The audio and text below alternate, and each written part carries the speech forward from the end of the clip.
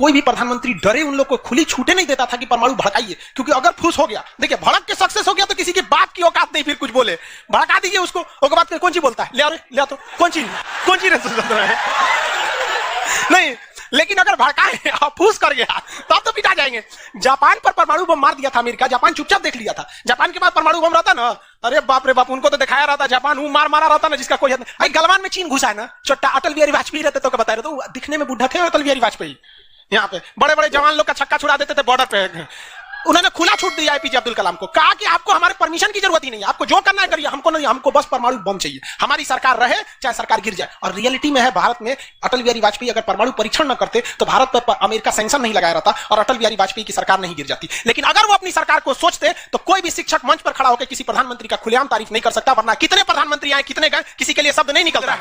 1974 में इंदिरा गांधी ने डिसाइड किया कि हमें क्या बनाना है, परमाणु बम बनाना है। कब डिसाइड किया इन्होंने, 1974 में। बट उस समय हम लोग उतना डेवलप नहीं थे, तो हम लोग यहां पर मई 1974 इन्होंने पोखरण में परमाणु परीक्षण किया, लेकिन गलती से वो उतना सक्सेस नहीं हुआ जितना होना चाहिए था। उस परीक्षण का जो नाम था, उसका नाम था स्माइलिंग बुद्धा। क्या नाम था? स्माइलिंग बुद्धा। तो हो गया बात वही, भड़कइबो किए लोग, फूस दे करके रह गया, पकड़ा गए हम लोग। अब अमेरिका हम लोग पे दबाव बना दिया। अमेरिका ने एक नियम बना दिया सीटीबीटी और CTBT, comprehensive test ban treaty. कोई भी व्यक्ति परमाणु बम का परीक्षण नहीं कर सकता है, और बैन लगा दिया। ना आपको जल पे परीक्षण करने देंगे, ना थल पर परीक्षण करने देंगे, ना हवा में परीक्षण करने देंगे, पूरा बैन लगा दिया। और एनएसजी बना दिया, national supplier group, nuclear supplier group, कि कोई भी देश भारत को मतलब यूरेनियम नहीं देगा।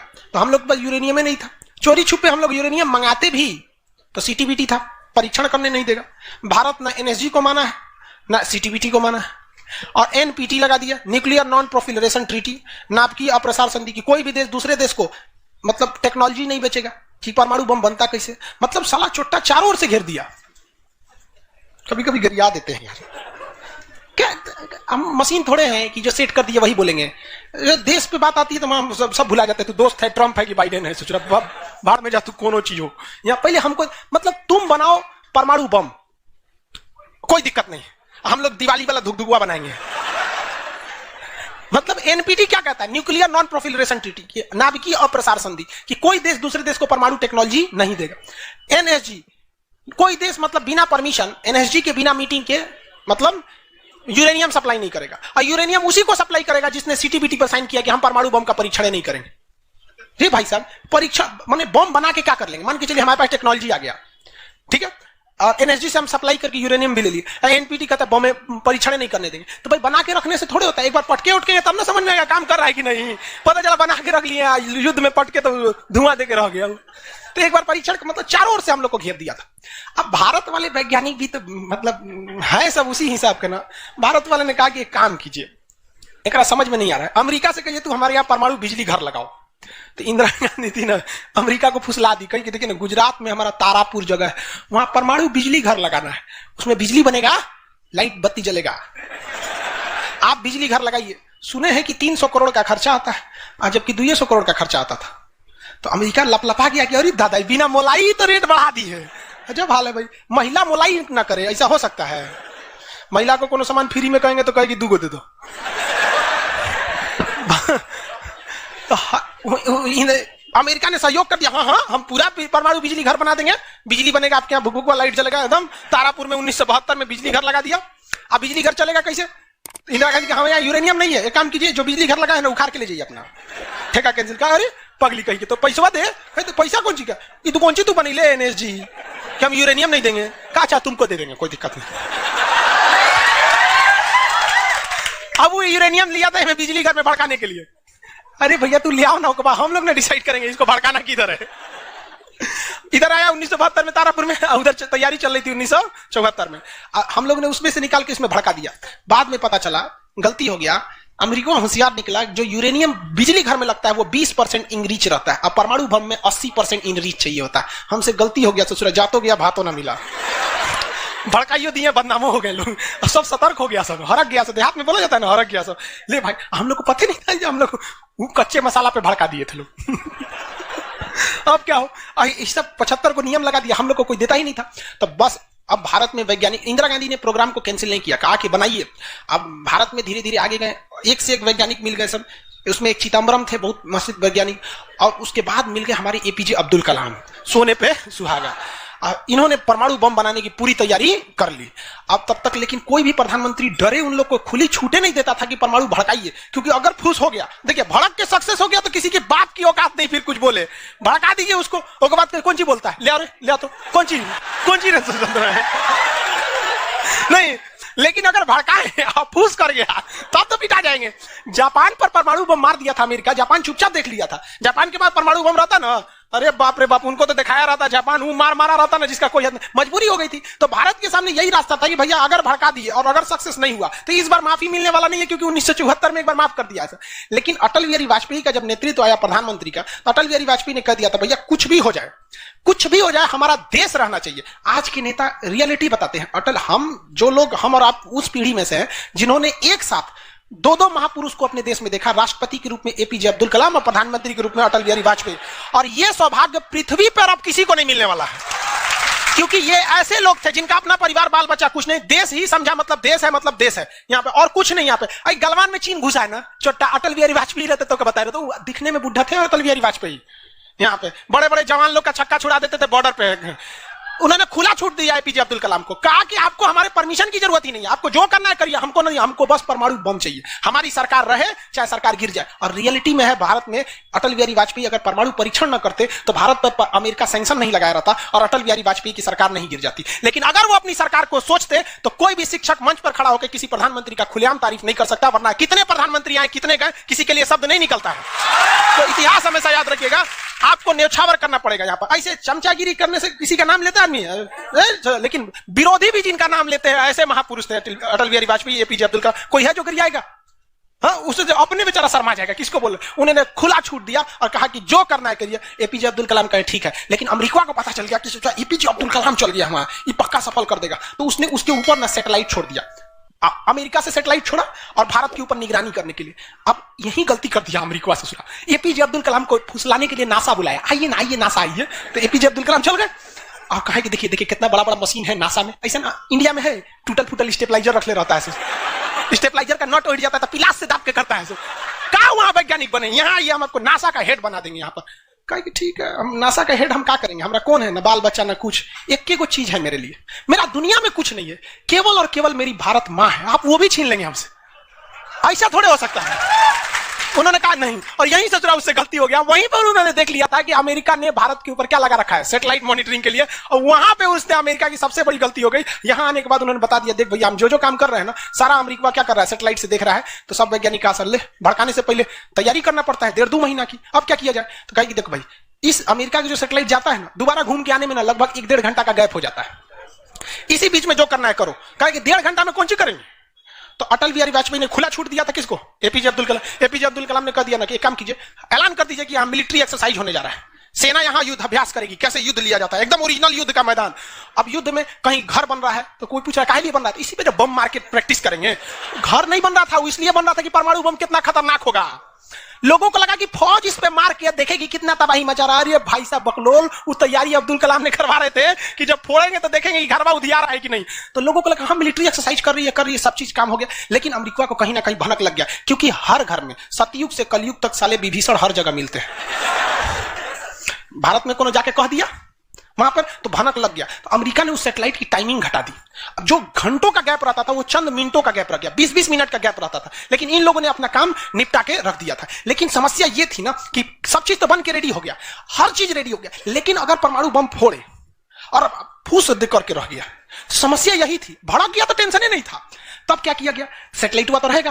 तो अटल बिहारी वाजपेयी का पूरा छूट था, एपीजे अब्दुल कलाम को इनको टेंशन ही नहीं था। उन्होंने कह दिया अटल बिहारी वाजपेयी से कि काम करते हैं हम अब आ गया, हम मई में इसका बम फोड़ देंगे कोनो दिन में, 9 तारीख चाहे 11 तारीख कोनो दिन हम फोड़ देंगे। तो कहें कि भाई आपको जो करना है करिए ना, हमको मत बताइए, हमको बस परमाणु बम चाहिए, बाकी अमेरिका कौन चीज करेगा हम देख लेंगे यहाँ पर।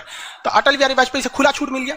अब इन्होंने 9 मई 1998 डेट क्या कर दिया, डिसाइड कर 2 दिन किया था, एक 9 मई को भी, फिर 11 मई को। पहले 11 मई 1998, शक्ति 98 कोड नाम था। जैसे अमेरिका का सैटेलाइट गुजरा, पूरी तरह से कैलकुलेशन हो गया था कि कैसे कैसे होने वाला। अमेरिका का सैटेलाइट जैसे गुजरा, तुरंत यहां पे भारत का परमाणु बम को ब्लास्ट किया गया। और जैसे ब्लास्ट हुआ तो जो मिलिट्री एक्सरसाइज कर रही थी उसको तो भेज दिया गया था 2 दिन पहले ही। जो बिल्डिंग विल्डिंग बनाई थी वो खाली पड़ा था, धाए दे गायब हो गया बिल्डिंग, पूरा धुआं धुआं हो गया, पूरा भयानक। अब परमाणु बम क्या हो गया, लगभग सफल हो गया। वैज्ञानिकों को लग गया था सफल हो गया, लेकिन भाई अब ये फोड़े, अभी कैसे पता चल जाएगा सफल हो जाएगा? आप अंदाजा ना बता सकते कि भाई इतना तबाही एक अच्छा ही बम ला सकता है। लेकिन तब तक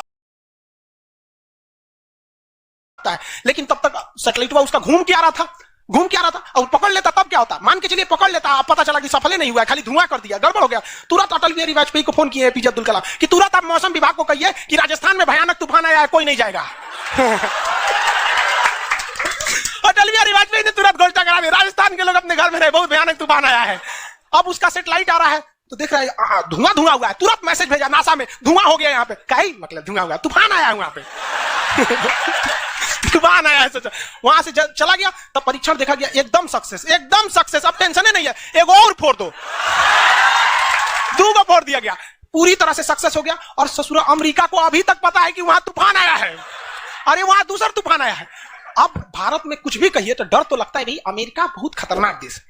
आज हम लोग भले शक्तिशाली हो, 1998 में हम लोग को पाकिस्तान आके दिखा देता था, 99 की करगिल वार याद कीजिए। आज हम लोग बहुत आगे निकल गए, लेकिन उस समय बहुत पीछे थे हम लोग। अब डर तो था ही। अब भारत के प्रधानमंत्री सब राष्ट्रपति सुखपुकाइल थे, अमेरिका क्या करेगा, ओके पते नहीं। 9 तारीख बीत गया, 10 तारीख बीत गया, पता ही नहीं चला अमेरिका को। अटल बिहारी वाजपेयी अब्दुल कलाम से पूछे कि महाराज तो सोचा कुछ सुखपुकाइए नहीं रहा, तो करे ओकरा पते ना चला। एक काम करते हैं, आप धड़ल्ले से फोड़ देते हैं, क्या फायदा है हम तो। फिर 11 मई को 3 गो और फोड़ दिए, 2 गो गायब करके। जैसे परमाणु बम निकला धाम से फोड़े, पता ही नहीं चला दूसरा। लेकिन भाई धड़ाधड़ 5 गो फोड़ दीजिएगा तो पता चल जाएगा कि नहीं पता चल। ये डाउट हो गया पाकिस्तान को, जनते का है। हम लोग फोड़ रहे थे यहाँ पे, अब भूकंप आ रहा था यहाँ। फोन किया अमेरिका को कि बकलवा आंधी उंधी ना उठ लो, फोड़ दिया परमाणु बम। अमेरिका सोच रहा माथा फोड़ रहा है अपना, कह रहा है कि अब क्या करें हम। यहाँ पे नासा वालन को गरियाया गिरे चोट्टा कहीं का, तू लोग को सैटेलाइट लगाओ, आई लगाओ वहां पे। कौन सी देख रहा था लोग वहां पे? कि हम तो बोलबे किए थे कि उधर दुका उठाया था, अपने ना बोले थे कि आंधी उठा ले वहां पे।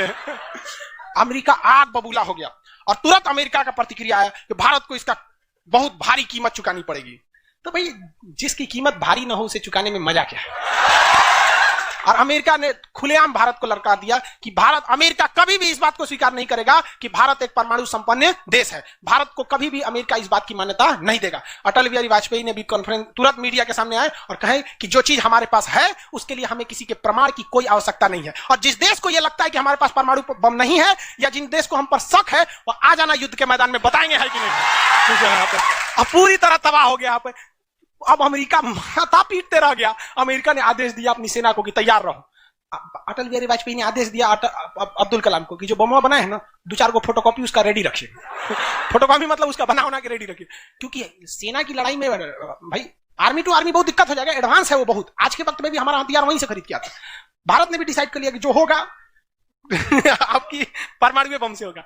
अमेरिका भी डर गया कि ना भाई इससे लड़ना ठीक नहीं है। पाकिस्तान वो बम बना के रख ले था, डरे नहीं फोड़ रहा था। 1 हफ्ता तक देखा कि भारत को क्या हो रहा है, देखा कि कुछ नहीं हुआ, इहो चुप पे फोड़ दिया। अमेरिका एकदम ककुआ गया, एकदम कह रे चट्टा कहीं का तू क्या फोड़ा रे। तो पाकिस्तान में झाड़ दिया अमेरिका को कि हमरे बोलेंगे कमजोर जान के, फोड़ ले आपके आप बाई तो एक नहीं बोलेंगे यहाँ पे, हम कमजोर हैं तो हमरा बोल देंगे। एक काम कीजिए आप भारत को जो सजा दीजिएगा हम भी वही सजा काट लेंगे। सोचो हमरे पे खेल गया। हम ही लोग पे खेल गया पाकिस्तान। अब भाई अमेरिका टेंशन में आ गया। अमेरिका ने भारत पर एम्बार्गो और प्रतिबंध लगा दिया। जैसे अभी सऊदी अरब पर प्रतिबंध लगा दिया, कल के वीडियो में बताए थे, सऊदी अरब का डस्टबिन बना दिया वहां के। तो वहां पर अमेरिका ने भारत पर प्रतिबंध लगा दिया। कोई देश भारत से सामान नहीं खरीदेगा। जो चीज जरूरत की थी सब चीज पर बैन लगा दिया। भारत की अर्थव्यवस्था डूब गई, पाकिस्तान की भी अर्थव्यवस्था डूब गई, लेकिन भारत को बचा लिया भारत के 55 लाख कुशल कारीगर जो विदेशों में काम करते हैं। आप प्रतिबंध लगाइएगा भी तो पूरी दुनिया का कारखाने ठप हो जाएंगे, क्योंकि हर जगह भारत के वहां वर्कर काम करते हैं। और अमेरिका या सीबीएसई वाले जो वर्कर होते हैं वो स्पेशलिस्ट होते हैं। पेंट मारता है तो पेंटे मारेगा। भारत का मिस्त्री मल्टी टैलेंटेड होता है। पेंट मार रहा है उसको काटी ठोक दो तो बिजली वाला काम कर देते, हाँ तार और खींच देते हैं। मल्टी टैलेंटेड होता है। और काम भी बहुत ज्यादा करता है। काम हम जब 5 बजे कर देगा तो आदमी अच्छा बोरा नीचे उतार दो, तो ये सब बड़ी काम कर देता है, मेहनती होता है सर, कोई दिक्कत नहीं है उन सब में। खाना नहीं भी है तो कोई दिक्कत नहीं, निकालेगा तो खई नहीं है, चालू। तो पूरी दुनिया से भारत को पैसे आ रहे थे, पूरी दुनिया भारत में क्या, भारत के हजारों वर्कर लाखों काम कर रहे थे, भारत में पैसा आ रहा था, तो हमारी अर्थव्यवस्था पे उतना भयानक प्रभाव नहीं पड़ा। लेकिन पाकिस्तान की अर्थव्यवस्था तो तबाह हो गई। इसकी यहाँ के कोई वर्कर को ले भी नहीं जाता है, अरे छोटा कम मार करेगा कोई, ठीक है नहीं है यहाँ पर। ये सब इतने बड़े बैल होते हैं सब पाकिस्तान वाला।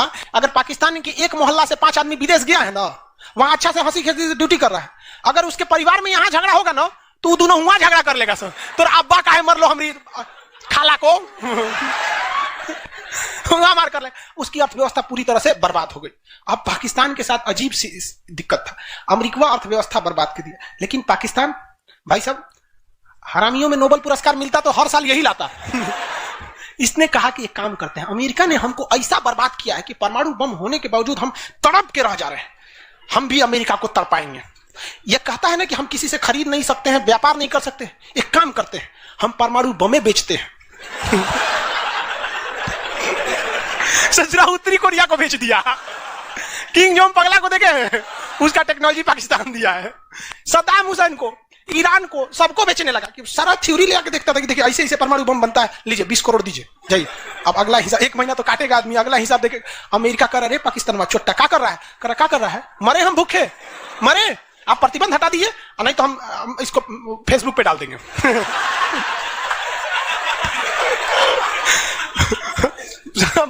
अमेरिका पगला गया, अमेरिका प्रतिबंध हटाया, इस बार फायदा उठा लिया भारत, कहा ओकरा हटाया तो हमरो प्रतिबंध हटाओ। समझ आ गया? तो गलती से भी अगर हम लोग जब भी एक दूसरे का अंतरराष्ट्रीय मंच पर साथ दिए हैं ना तो दोनों को फायदा हुआ है, लेकिन ये चुट्टा उसको समझ में नहीं आता है। अभी भी अगर वो शांति से रहेगा ना तो बहुत आगे जाएगा, और अशांति से रहेगा तो एकदम में आगे चल जाएगा। परमाणु परीक्षण समझ आ गया? किसी कोई दिक्कत कहां होता है? पोखरण में। आज भारत परमाणु संपन्न है या नहीं है? परमाणु की आवश्यकता है नहीं। अब अमेरिका में केस कर दिया भारत पर, कहा कि आपने न्यूक्लियर प्रसार संधि तोड़ा है। भारत ने कहा हम नहीं तोड़े, हमने किसी से संधि मंगाया ही नहीं है, हमारे खुद के वैज्ञानिकों ने खुद बनाया है। और ये बात खूब एपीजे अब्दुल कलाम ने बोला था। कौन सी बोलता है चुराए हम बनी ले, बताए कैसे बनता है?